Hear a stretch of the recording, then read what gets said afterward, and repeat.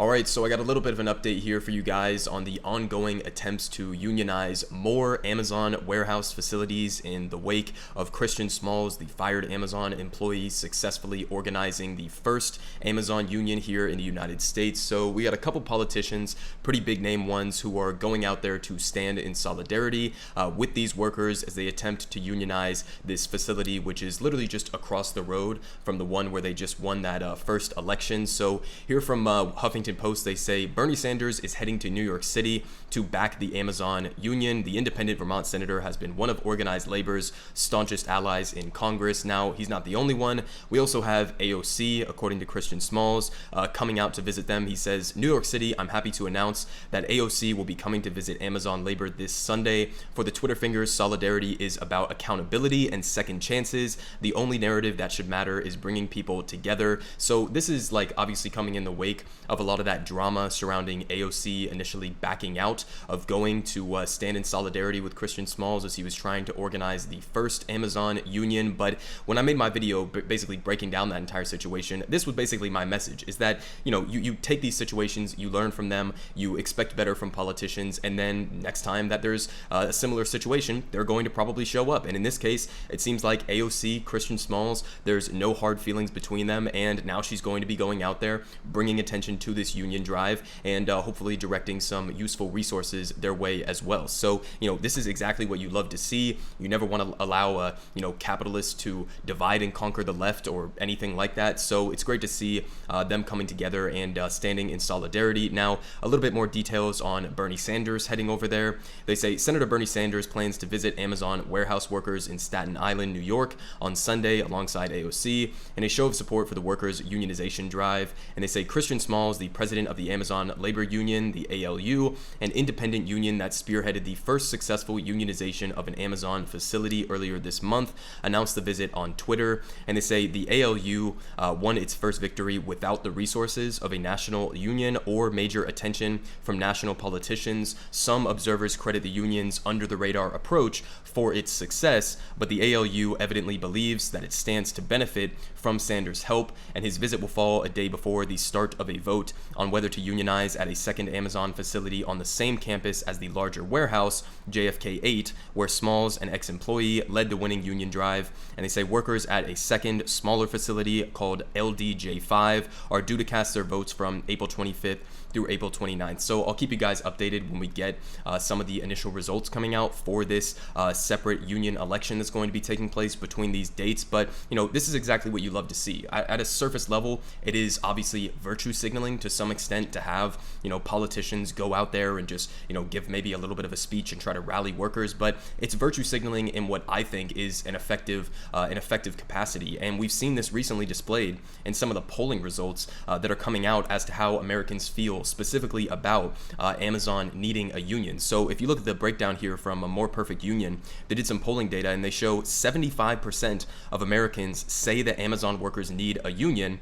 They say this includes 75% of recent Amazon customers. So, I wouldn't give a shit if you have to get rid of the, same day delivery or something like that, as long as Amazon workers don't have to literally pee in bottles and shit in bags on the job. I would be perfectly fine with that. And it seems like the overwhelming majority of Amazon customers even would support having a union representation that gives workers better pay, better benefits, etc.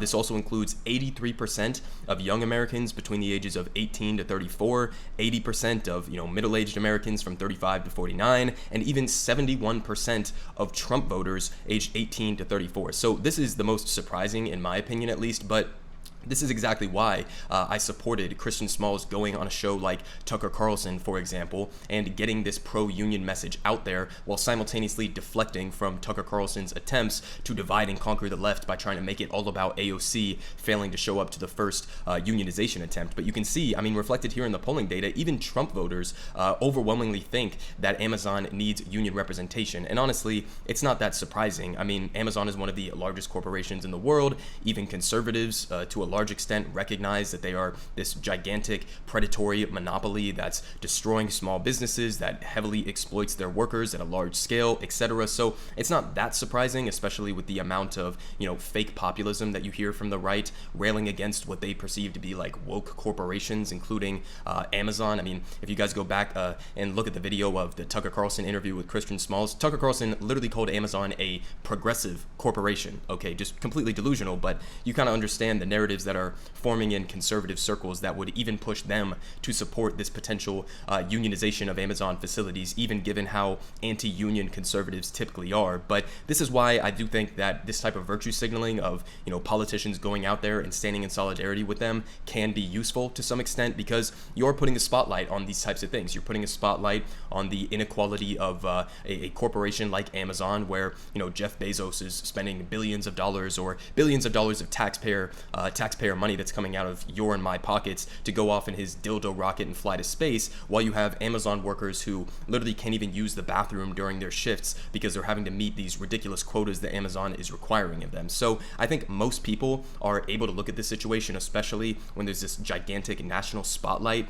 on this type of thing. Most Americans are going to look at the situation and come out on the logical side of supporting the union representation. But at the end of the day, I do think that spotlight is necessary, especially when it comes to, the rampant violations of labor laws that Amazon has been engaging in. And honestly, you kind of got to give it to Joe Biden's NLRB because they have been very, very aggressive in going after corporations who are violating labor laws. So they say here from Business Insider, the NLRB accused Amazon of illegally threatening, surveilling, and interrogating workers over union organizing at a New York warehouse. So this is what these warehouse workers up in, the LDJ5 and the JFK8 facilities have been facing on a very consistent basis. I've covered that numerous times on this channel, but this is exactly why you need to have a spotlight on this. You need to keep up with this and make sure that the pressure is relentless so that corporations like Amazon can't keep getting away with this shit. I mean, they violate labor laws on a regular basis, and the unfortunate reality of that is that the punishments essentially for violating labor laws are almost nothing. I mean,